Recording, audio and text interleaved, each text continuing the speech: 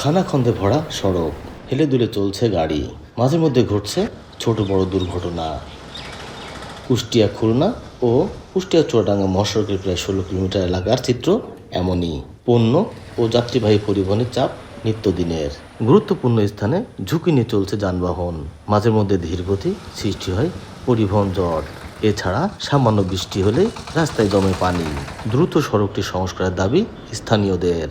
আমাদের মতন ড্রাইভাররা অনেক দুর্ঘটনার শিকার হচ্ছে।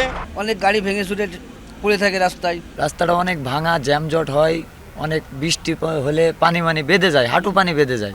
দ্রুত টেন্ডারের মাধ্যমে মহাসড়কের সংস্কার কাজ করা হবে বলে জানায় সড়ক বিভাগ।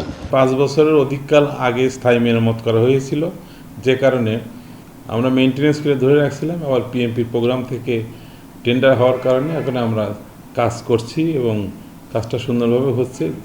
যথাযথ সময়ের মধ্যেই আমরা কাজটা শেষ করতে পারবো বলে আশা করছি। কুষ্টিয়া সড়ক বিভাগের তথ্য মতে জেলায় প্রায় 80 কিলোমিটার মহাসড়ক রয়েছে।